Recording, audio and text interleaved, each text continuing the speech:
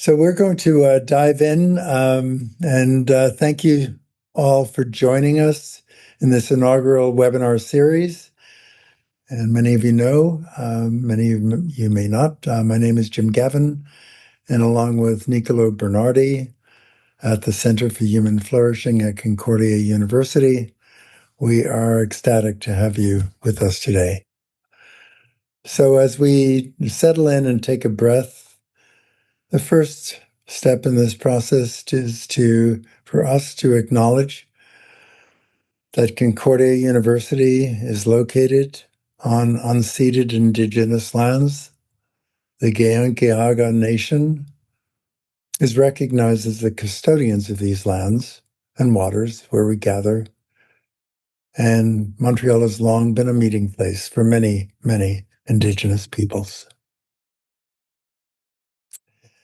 So I would like to take a few more moments and introduce Lyssa deHart. Lyssa, again, many of you know her, is a master certified coach with the International Coaching Federation. She is a clinical social worker, an author, and coach educator, a mentor coach, a podcast host, and ultimately one of the most thoughtful voices working at the intersection of coaching, metaphor, neuroscience, and deep listening. Lyssa's body of work is rich and insight-provoking. She helps us all, including helping professionals and other folks in the world, to hear another person's expressions as a doorway into awareness. Her work guides us to listen for the metaphors people offer in their everyday language, and thereby enable us to better appreciate the images, pathways, limitations, burdens, and openings through which they are trying to understand their own lives. Lyssa, as an author, has many books. She has Story Jacking, Change Your Dialogue, Transform Your Life, The Reflective Coach, 2024 book, Light Up, The Science of Coaching and Metaphors, and her most recent work, which we were just talking about, Sticky Outcomes at the Intersection of Coaching, Neuroscience, and Lasting Impact. So while she's not writing and doing so many other things, she hosts the Coaching Studio podcast and is the creator of the Power of Metaphor certification program, which supports helping professionals in developing their capacity to hear, honor, and work skillfully with client-generated, person-generated metaphors. I want to say that what I especially appreciate in Lyssa's work is how she combines practical usefulness with deep respect for another person's inner world and their voice. So it's not about technique for technique's sake. It's about presence, attunement, partnership, and listening in a way that allows people to hear themselves more clearly. So we are indeed fortunate to have Lyssa with us today. And before we begin our conversation, we have an invitation for all of you in the audience. We'd like to invite you to write in the chat one short phrase that you've caught yourself saying recently about your work or your life or what's going on. It might be something like, oh, I'm drowning, or I'm stuck, or I'm just carrying way too much. I'm just slogging through all of this. Don't overthink it. Just kind of tune in, turn on, listen to what's there. What are the messages in a very short phrase that you find yourself saying in these moments? So drop that into the chat and we'll come back to it later. So now, yay, Lyssa deHart. Well, and I'm going to just start with just very quickly. My name's pronounced Lyssa, like Alyssa, but Oh, without the A, just so that if people aren't confused by who I am. okay. So I was confused. I really apologize. It's one of those names that is like, how do you pronounce this thing? So I prefer Lisa, if you're going to say it wrong, to any of the other options. So thank you for that. Okay. Thank you for the question. I appreciate it.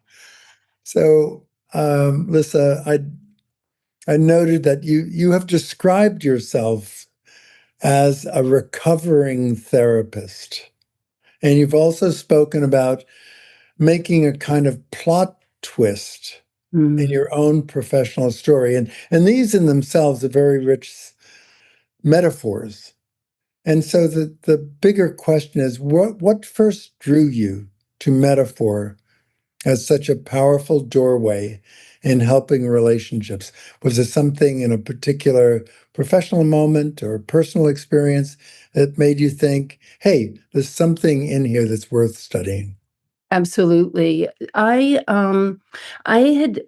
noticed metaphors. I loved them from, the time I started speaking, probably, even if I didn't know what they were. I mean, I definitely have a love of creative language. And so I had always been familiar with metaphors. I don't know if for years I would have been able to tell you the real difference between a metaphor, an analogy, a parable, any of these sorts of things. But I really liked the way people used language. So I did notice that.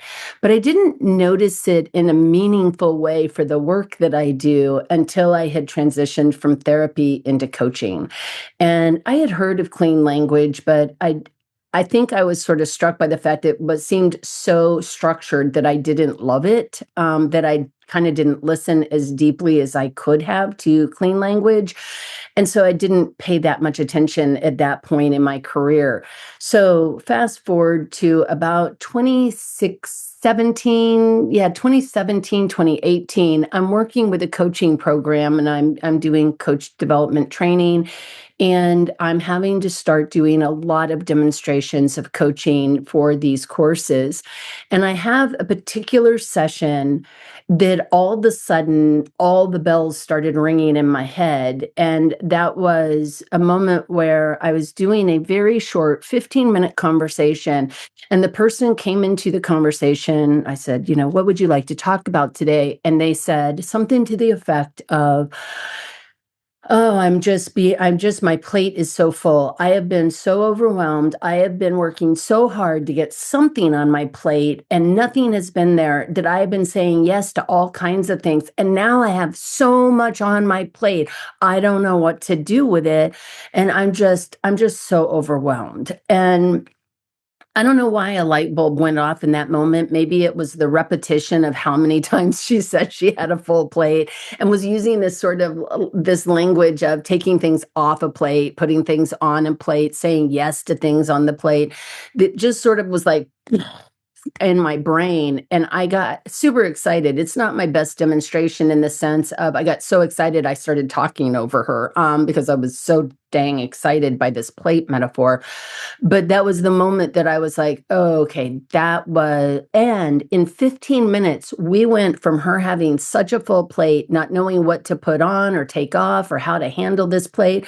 And I asked something to the effect of, would that be useful then to explore this plate? And she said, yeah, I think so. And I said, what would be different at the end of this conversation?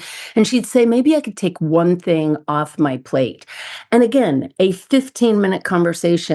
And in that 15 minutes, she was not only able to take something off her plate, by the end of it, she had an insight about her own value system and how she had this sort of like, she often thought about, integrity. And I'm having a little trouble remembering exactly what all it was, but that she would make a commitment to other people, but not herself. And so there was this huge awareness of a value system that was impacting how she was making decisions about what she was saying yes to. what she was saying no to. And as we were looking at this plate, because we used the plate metaphor through the entire 15 minutes, by the end of it, I'm like, well, do you feel like you're ready to get something off your plate? And she's like, yeah, I'm going to get the whole everything off my plate. I'm going to dump everything off the plate. And maybe I re-add those things to my plate, but I'll be re-adding them with a different relationship to my commitment. And instead of looking at it like my word is my bond forever, maybe it's more month to month. Like, let's try, see how it goes. We can renegotiate. And that was such a liberating, life-changing conversation for her in 15 minutes. She even said at the end of it, this isn't a class with her peers, but she says, I think you just changed my life forever. Oh, wow. And it was so profound. And I have a copy of it, and I've used a copy of this recording for quite a few years, but I think my coaching needed to improve, but my understanding of the importance of the use of metaphors in that moment, that was the moment that just really sort of like, wow, I got to pay attention here. Wow, thank you, Lyssa. Wow, that's a powerful story, and I guess life-changing for you as well in terms of really. Absolutely. Yeah, I credit her as the person who opened my eyes. yeah, for sure. Thank you.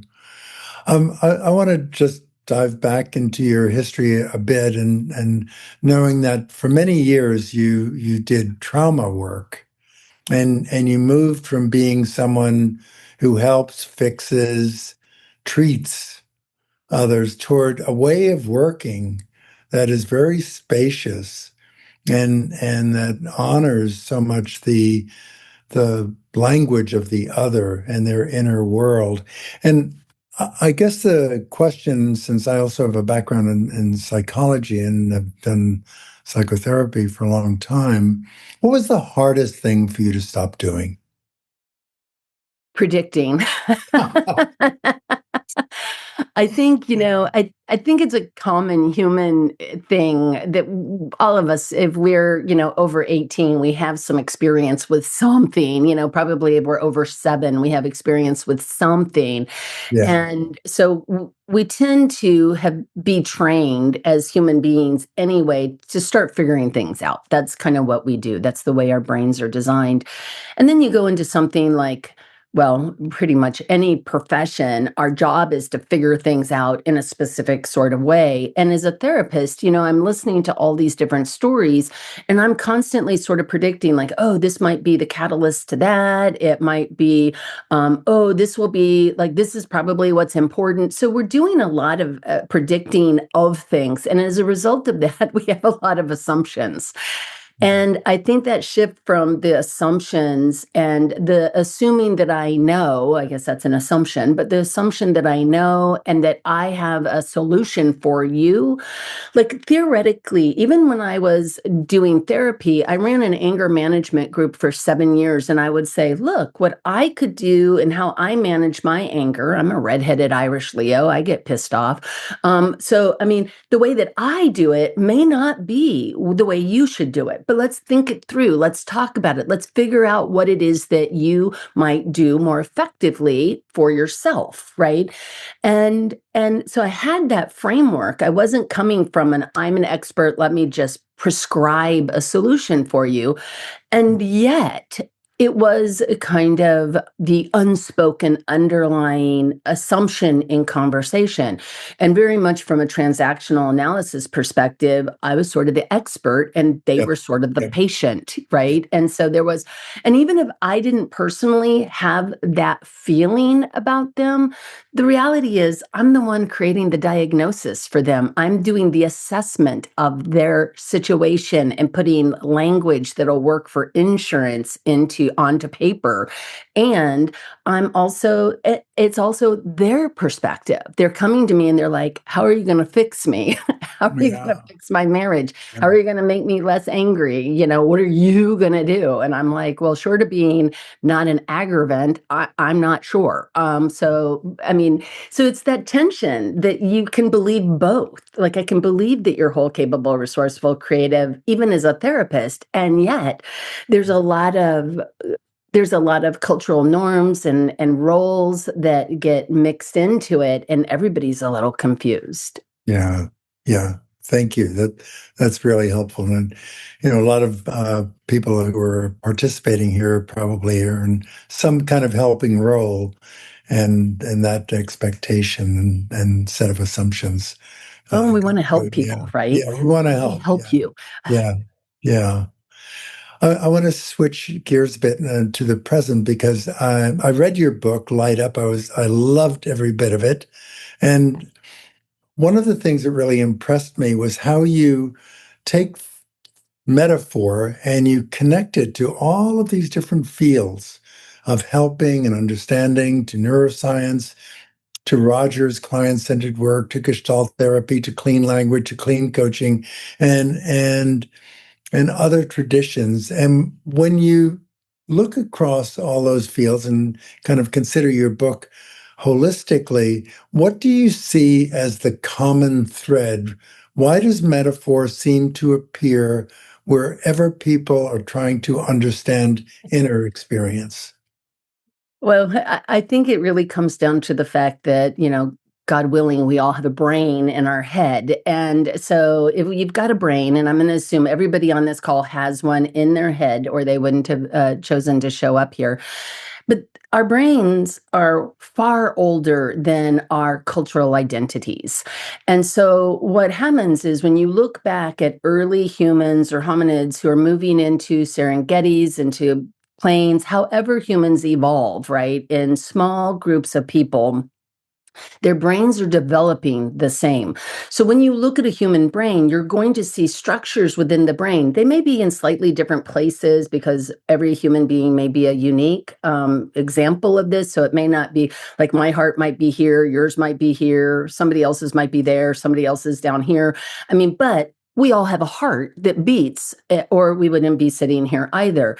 And so when you start to look at the way humans developed as a species, what are we doing? We're moving through tall grass. We're having to observe our landscape really intently for the tiger or the lion or the leopard in the tall grass because we're also food for other species.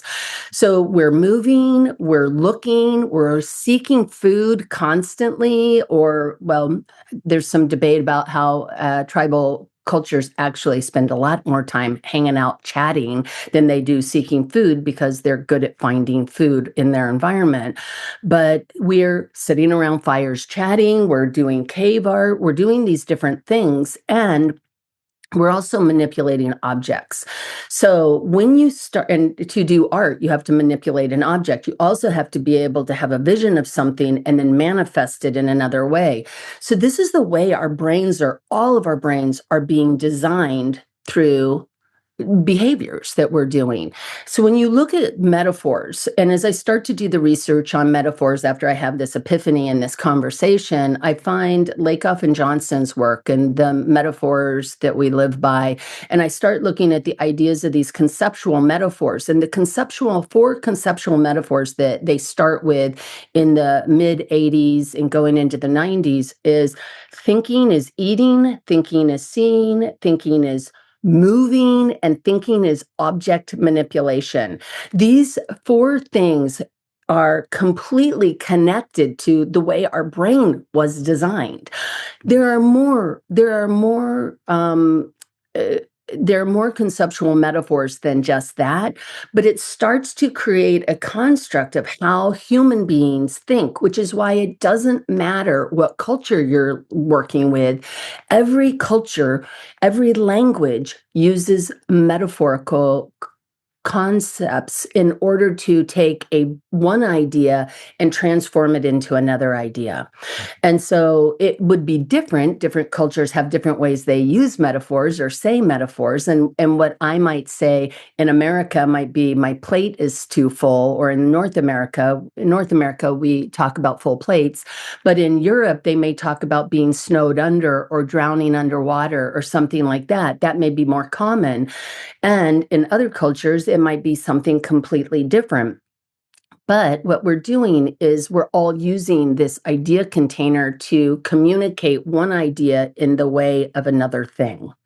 Okay, thank you. Yeah, that's really helpful, and I love the the kind of historical perspective of that.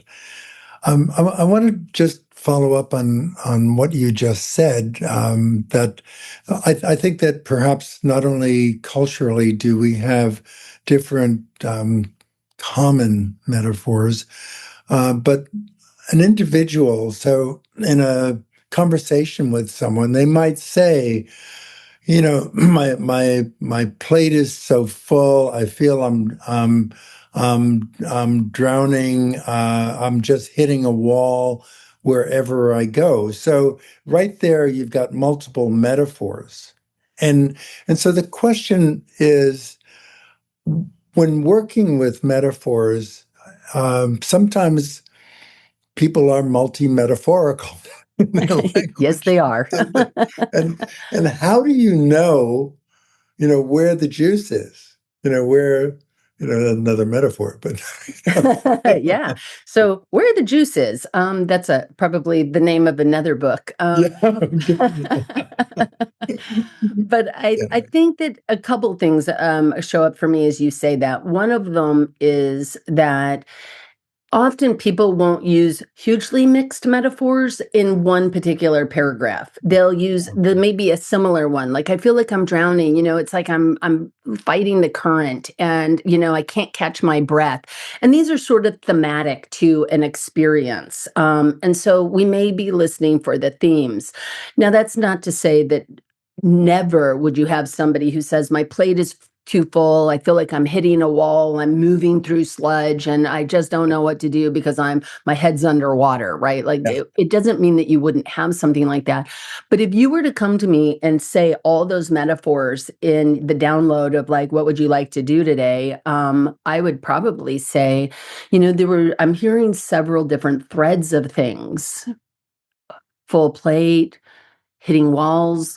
I'm curious, as you reflect back on what you just shared, what's emerging is the most important thing then for our work today? And what I would do is turn it back to you because you're going to know the intersection of those mixed metaphors. Okay. And I don't need to decide for you which metaphor we're going to use.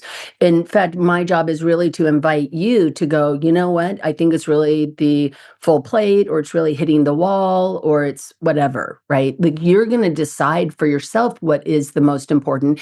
And then I can start to help you construct like what would be an outcome. So if we were to really explore this, hitting the wall or full plate, what would be different at the Mm. end of the conversation? And you're going to say, I'd be able to breathe, or whatever you're going to say, right?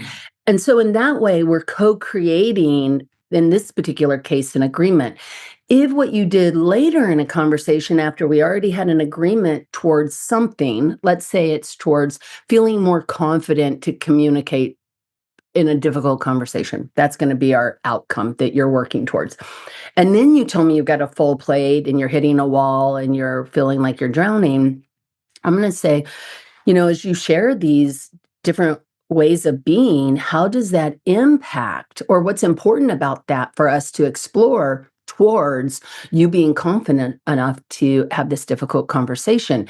And because it came from your brain, you're going to know those intersections. I don't have to pick Okay. any of them because there may be an over, like maybe in your brain in that moment, full plates and hitting walls is the same thing.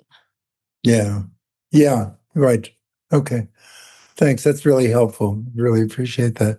I want to just segue off that one as well.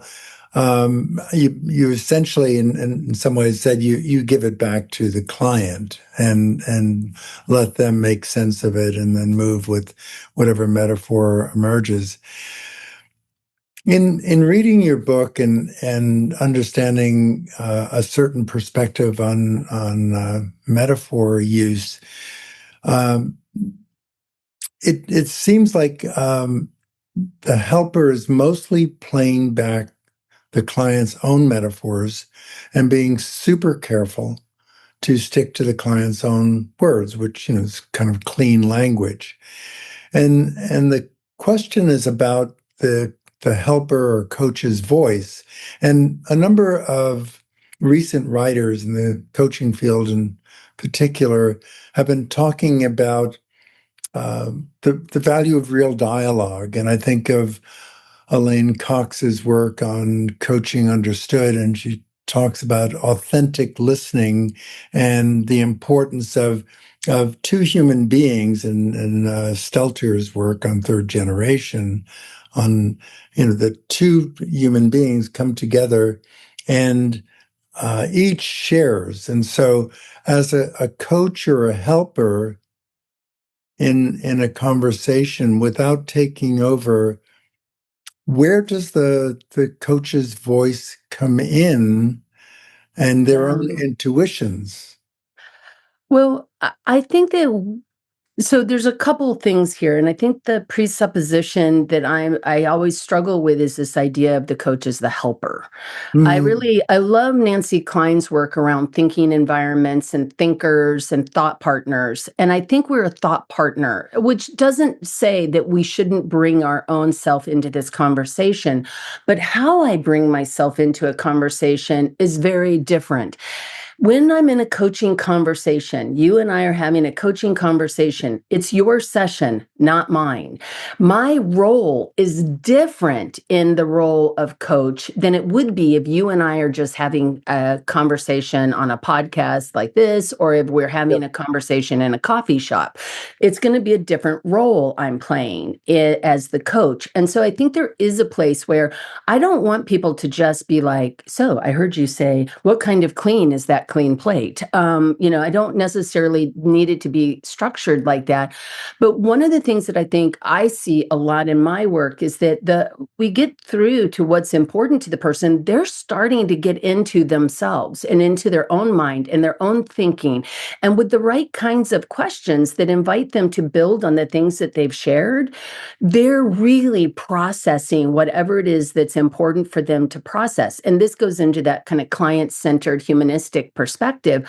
It's about their work to be done.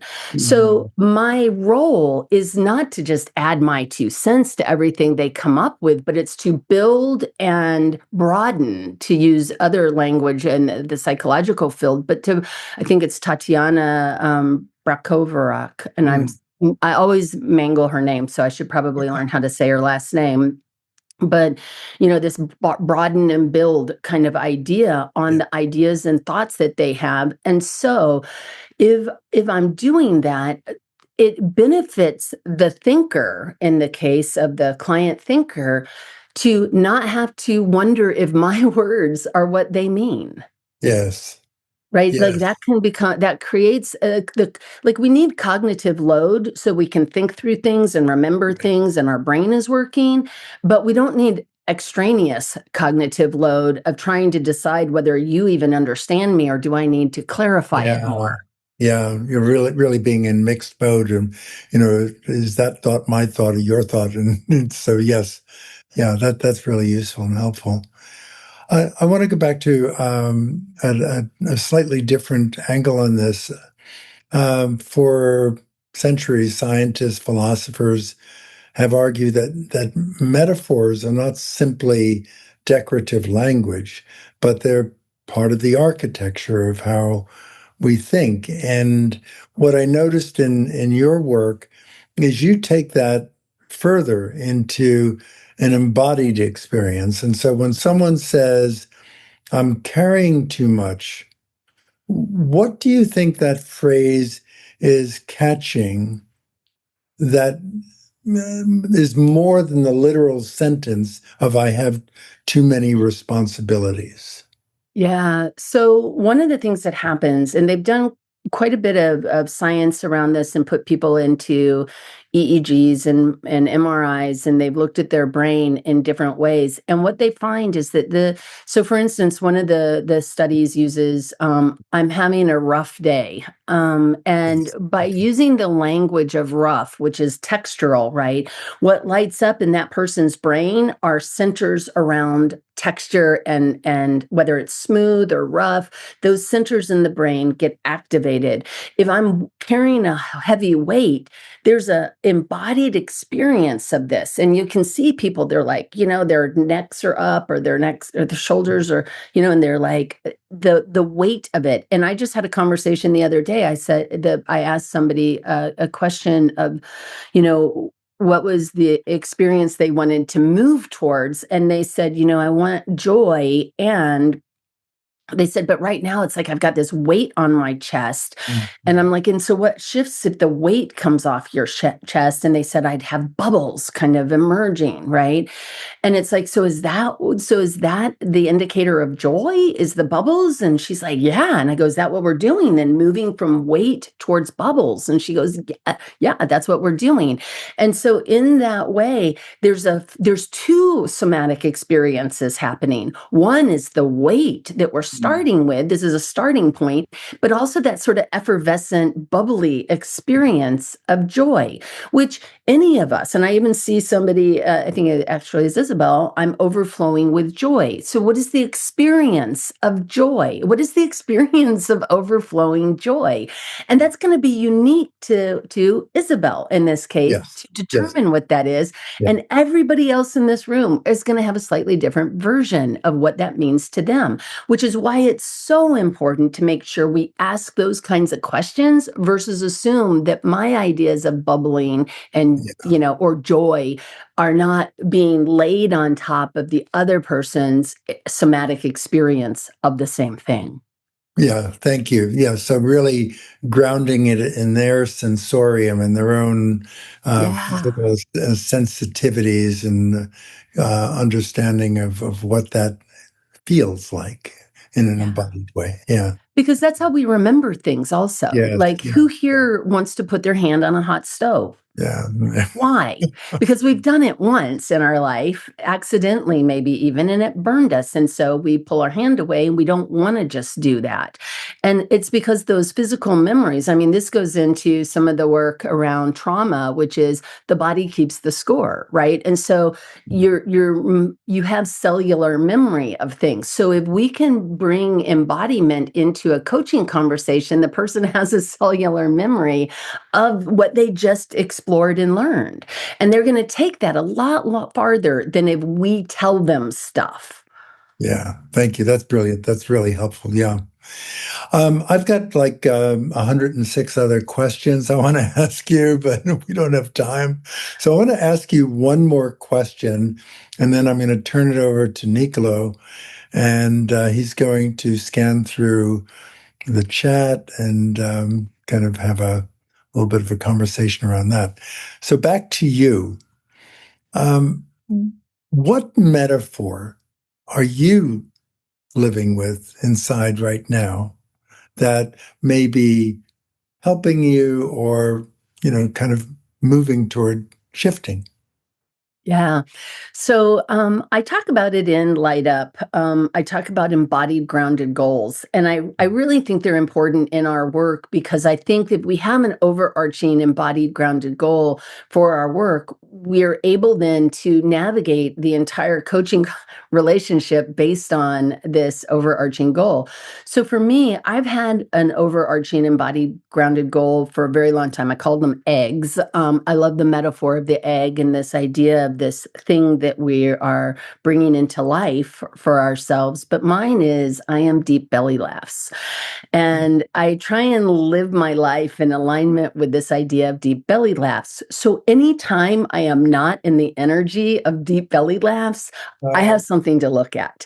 There's some work to be done. If I'm upset about something, what is it that I need to be paying attention to that has me out of that energetic state of deep belly laughs? The thing that I also like about the embodied grounded goal is that we're looking for something short that a person can remember. It doesn't have to be like 3 or 4 words, but it needs to be like a sentence they can just reel off the top of their head. And I've been working with I am deep belly laughs for, I don't know, since probably 2017. Okay. Myself, and it aligns me, it calibrates me when I may need to do work someplace. It helps me realign to what's important to me. And so that's the one that I use most often. Oh, thank you for sharing that, because I can sense that as you're talking and in our pre-session talk as well. Yeah, like I Yeah. was being silly. I was like, I got to go get Yeah. coffee, but Yeah. as long as I come back with my head, we'll be all fine. Yeah. Thank you, Lyssa. So I'm going to turn it over to Nicolo, and he's going to work with you for the remainder of our time. I so appreciate this opportunity. Thank you so much, Thank Jim. you. Alrighty. Thank you, Lyssa. Before I start bringing up from the chat, I just want to share a personal insight takeaway that is blowing my mind right now. Your explanation of how metaphors are essentially the connective tissue between conceptual layers as they connect, right? Eating, moving, manipulating objects. That makes me understand at a whole different level why they are such important transformational tools, because transformation means essentially connecting things in a different way or recoding something that you previously seen a different way. And so you go straight at the basic vocabulary of transformation and of re-interconnectedness in your brain by using that code. Thank you for that. And it's really amazing too, because as you say that, I just want to share this really quick also. So if somebody, I have a conversation, it's available on my website, also in my program, but it's from frozen to peaceful. And the metaphors may be different. So like the kind of the polarity of frozen would be thawed or warm, right? But I said, what would you like to be different? Like if you're frozen, what would be different at the end of this conversation? And the thinker comes up with peaceful. These seem like two very different ideas, but for her, they made perfect sense. And they're both metaphors. Even though the word peaceful seems like a word, we just listen to it, it's actually a metaphor for a state of being, just like frozen is. And so I think it's super important because, to your point, you're getting a window into how a person's brain is working, and as they work with it, they're able then to create a new way of conceptualizing and thinking about themselves in relationship to what's happening around them. And that's neuroscience in a nutshell. Thank you. Alrighty. So what I suggest we do for the next few minutes is we're going to take some of the metaphors that came through the chat. I'm going to maybe read you a few that caught my attention. You're also welcome to pick up some that you saw. And I would love you to briefly comment on how would perhaps somebody who doesn't have a lot of experiences working with metaphors would do, including perhaps mention the risk of just prematurely reframing, versus how a coach like you, who is very skillful and sensitive to the power of this language, would work, so that we can almost see you a little bit working live, and perhaps we can avoid some of the most obvious pitfalls. Would that make sense? Yeah, let's try it. Let's try. So somebody said, I feel stuck in my negative patterns. And what would you want to be different from this stuckness? I'm not going to focus on the negative patterns necessarily, because that's a metaphor also, but I don't want to ask what those things mean. I'm going to assume that there's a stuckness and negative pattern is giving me a contextual understanding of a starting state. So I'm going to want to ask what they want to have be different, so that we have a directionality for our conversation. So, and people will say, maybe they'd say unstuck, or they would say, I have shifted my mindset. These are all different kinds of metaphors, right? So then when they tell us what that is, then we go, tell me more about what it even means to have a shifted mindset. Now we're moving towards being curious about the desired direction they want to go in a conversation. And this really fits in with Boyatsa's work around positive and emotional attractors and negative emotional attractors. I've got to get the direction first. Hae-Sun Moon's work around her quadrant about, the future future and the past, and the future and the past, and the want more of and want less of. We've got to get a direction of what the thinker wants more of in the future, so that we have a direction in the container of a coaching conversation that we're working towards. So I would probably be wanting to find out if that's a starting state where they would want to go. Mm-hmm. There is never enough time.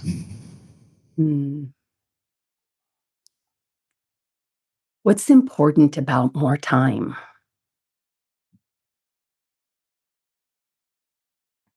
Mm.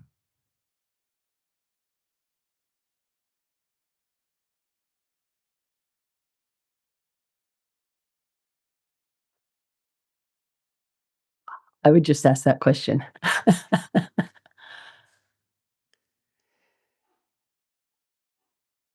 Why do I always have to take care of things?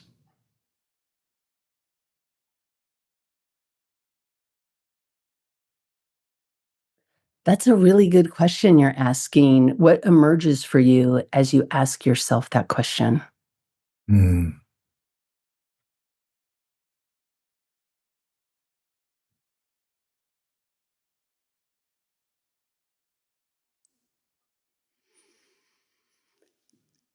And what might be a way in which a less effective intervention, yet perhaps seemingly correct intervention may look like? So in that particular one, there's one, trying to stay afloat. What I often see when I'm doing mentor coaching is things like this. The person says, I'm trying to stay afloat. And the person says, what's keeping you from being afloat? Now they're hearing the afloat, but they're asking about what's stopping you from being afloat. So when you're thinking about the structure of a coaching conversation, and a good therapy conversation, by the way, also, because if a therapist just goes, oh, I'm really hearing that you're struggling with time management or whatever. I don't know that a therapist would ever say that. I never said that in therapy, but let's just say, we can either make an assumption of what that means. Like, I'm hearing it's maybe a time management issue because you've got too much to do that you can't stay afloat. So there may be an assumption there. It may be correct, but I don't know about you. Who here really loves it when people tell them what they mean? Do you love it? I don't. So, but then again, I already admitted I'm a redheaded Irish Leo. But I think the other way that we do is we notice the afloat and we say, what's stopping you from being afloat? And so what we're doing is we're directing the person very directly towards what isn't working. And if you've ever been in a conversation where you feel like you're just out in a field somewhere, wandering around going, is this your mother? Is this your mother? Is that your mother? And you're like, how do I get out of this conversation? It's so circular and I can't figure it out. It's because we've asked a question that takes people into, well, all the things that are making it impossible for me to stay afloat are the economy, politics, world, geopolitical world issues like the war, the price of gas. Like, I don't know who here has any control over any of these things. If you do, please get busy on dealing with them. But most of us don't. And so what we end up then is like, how do we get out of this? And we're kind of like lost it as deer in the headlight. But it's because we invited them right into this really negative spiral. And so I think that's probably what people mostly do. Either that or they get really tactical. What are the techniques that we need to, like, what's a list of things that you could do to get out of feeling like you can't stay afloat? Something to that degree, not maybe as wordy. But then the person's going to go directly, without any exploration of what they even want, they're going to go directly into, well, I kind of tried this and it did or didn't work. I kind of did this other thing. I didn't like it. Or they'll be like, I don't know. And then the coach or the therapist starts working really hard. What about this? What about this other thing? Here's another thing you could try. And they're doing the little song and dance, trying to like, does this work? And I don't know if you've ever been in a conversation where somebody says, I don't know. And you start doing this song and dance and you're like, working so hard, and they're like, yeah, no, nope, that's not going to work. I tried that. It never worked for me before. And you're just like, by the end of it, you're exhausted. It's because you led the conversation there, which is great because that means you can stop doing that. So that would be that would be a skill set to work on, not lead people to where you don't want them to go in regard to negative stuff. Okay, we are at time. I'm going to leave you with the last stack of questions, and then you choose however you want to help us close. So a question that I think is present in the room is, how does this apply to daily conversations with our spouse, our children, etc.? And then if you just leaving the audience with something that they can play with, if you were to change just one thing in how we listen during these next few days, what do you suggest that thing could be? So first question was how, remind me the first question because there were two and now I'm confused. Daily situations. Daily outside situations. of a helping coaching therapist. Well, I think that all of us really appreciate being heard. And so if somebody's talking to us, whether it's our kid or a loved one or a friend who's, I assume, a loved one of some sort, I think being heard is really important. And so these things come up and we just, like, yeah, I'm really hearing that whatever, that sense of, I don't know, not being afloat.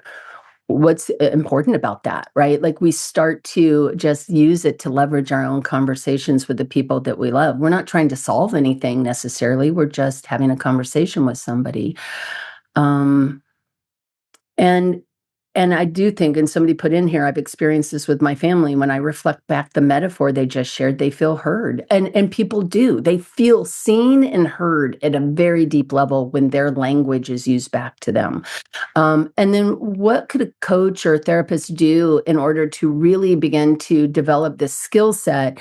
One of the things I think is really important is to start recording your sessions, the sessions that you can, and starting to look at what you were offered by the thinker client and what your response to that was. Because often when I start going through that initial 5 minutes of a coaching conversation, what I see is all kinds of the examples of metaphors that the coach either didn't know what to do with and used the words, but didn't really use them effectively or didn't even hear. Because so many metaphors are so simple. Like, for instance, if somebody says, I'm going to the store to buy a doormat, we know what they're doing. They're going to the store to buy a doormat. But if they say, I feel like a doormat, and I just want to figure out some strategies to be able to survive my circumstances, coaches will discount the doormat comment and go straight for the strategy. So it's also a distinction on what you're listening for. And so I think transcript analysis is one of the best ways to really start to do the work of figuring out what we are getting hooked by and what we're listening for, so that we can start to calibrate that a little bit. And read my book. That'll help a lot too. So that would be the other thing. Thank you so much, Lyssa. Thank you, Jim. This has been absolutely delightful. I think we could continue for hours on this, and we hopefully will find an opportunity to do just that. For today, this is where we're going to wrap up. Thank you again enormously to everybody who listening to this live or in the recording. There will be a recording, by the way, posted on both Lyssa's YouTube web channel as well as on Concordia's. If you are benefiting from this, please feel free to support the center by leaving a donation. There is a donation button everywhere on our website. And join us for the last session of this inaugural series, which will be in exactly 2 weeks, same time. Thank you, everybody. Thank you so much for having me here.